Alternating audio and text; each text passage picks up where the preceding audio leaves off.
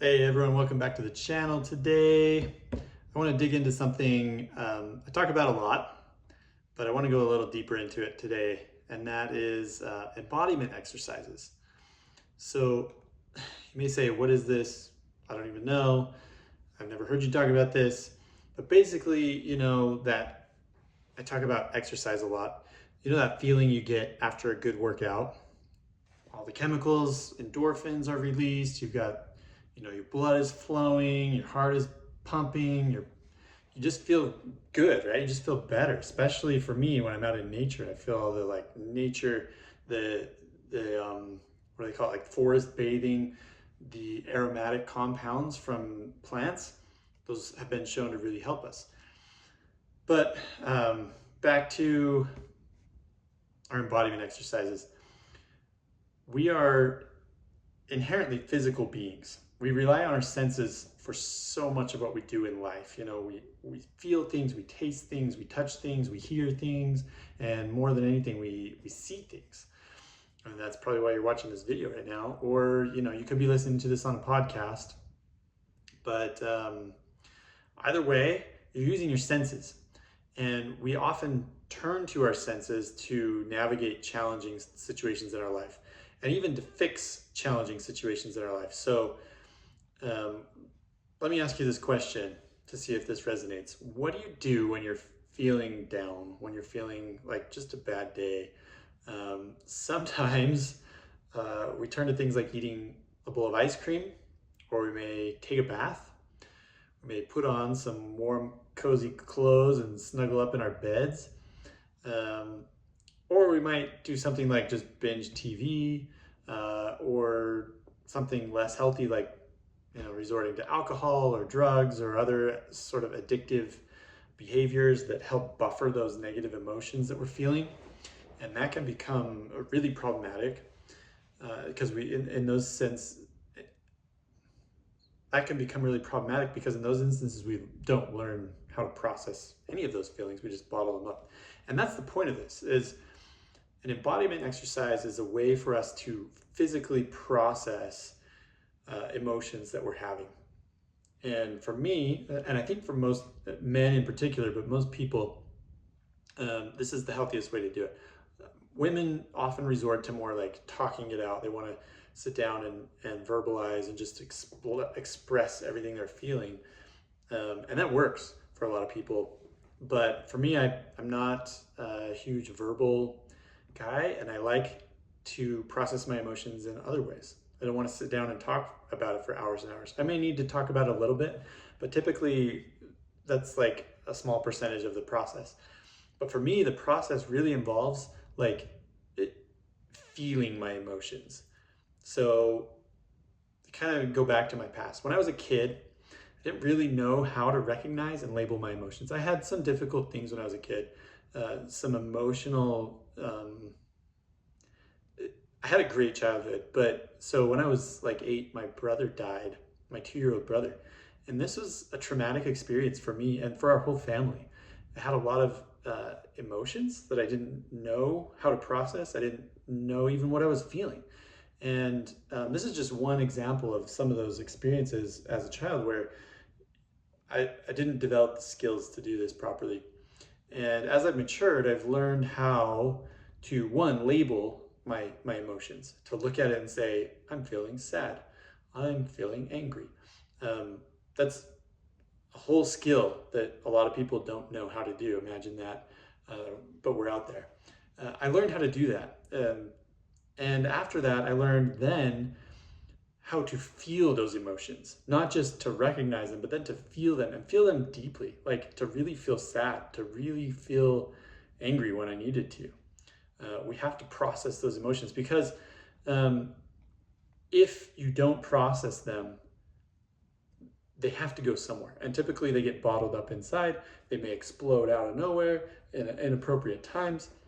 And if you know me, so most people, you know me if you recognize that what I'm saying doesn't resonate, right? You're saying, Chris, you don't feel deep emotions.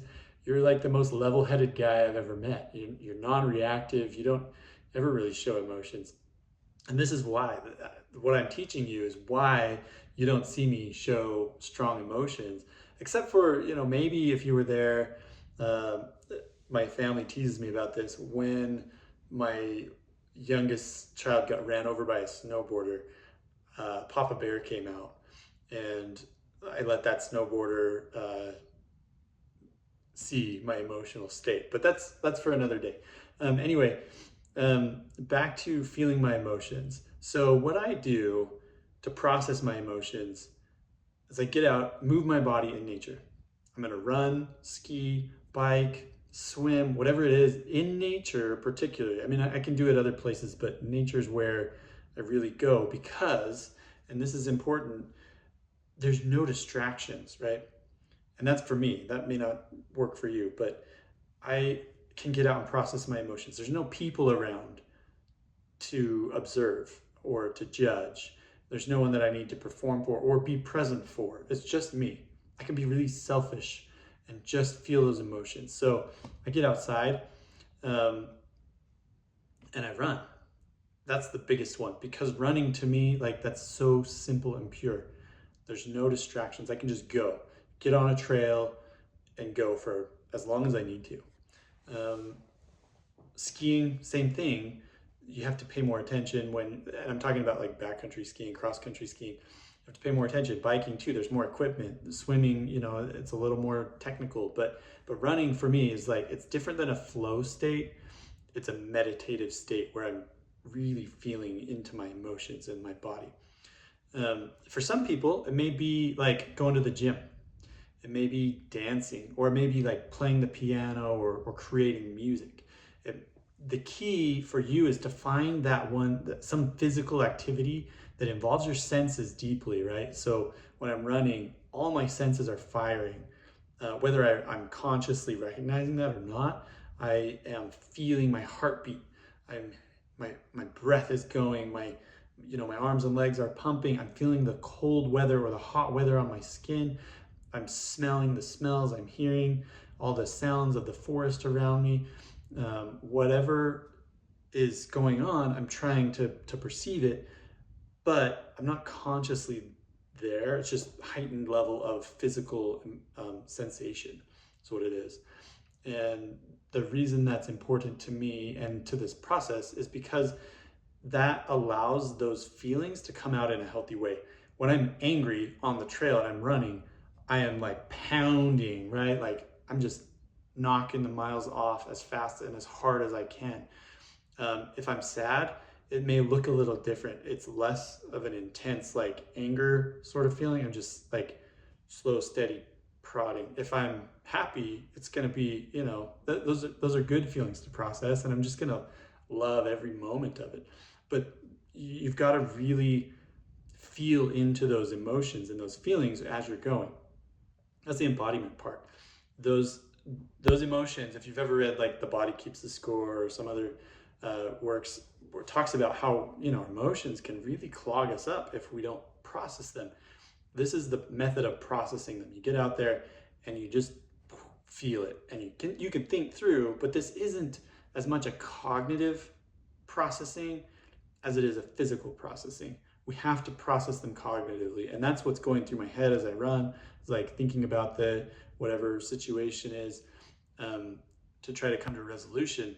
But I don't even need a resolution. I don't even need. It's just like, so when there's, I guess this is more common for women, but like, you don't need to have your problem solved, right? You just need to talk about it. That's what this is for men. I think more importantly, I don't need to solve the problems. I just need to feel them. I just need to work through those emotions. And then when I come back, or even partway through, what I notice is after those emotions have dissipated, I can solve the problem so much more effectively. In a clear, level-headed state, oftentimes that's when my creativity flows the most. I process the emotions, and now I can settle in and just like let my mind work on solving the issue. And it pretty much always does. Or I'll come home and sleep on it, and the next day I've got a solution, or I know how to move forward. So here's some tips. Let me give you some tips on this. If you're going to go out and try this next time you're feeling some strong emotions, This is how I make it more effective. Number one, like I said, go somewhere that you can be alone, that you can process these feelings without judgment, without criticism. Do something rhythmic, do something physical, but also, when you're there doing it, really pay attention to your body. Pay attention to the way you're feeling in relation to your emotions and your thoughts. Feel it in your body. Let it flow out of you, out of your toes, out of your fingers, out of your breath, and just release those emotions. Exude them out into the world. Don't worry about your speed. Don't worry about your technique. Don't worry about anything like that. Go somewhere that's familiar to you, so you're not gonna worry about directions and navigating. Go somewhere that you feel comfortable and safe.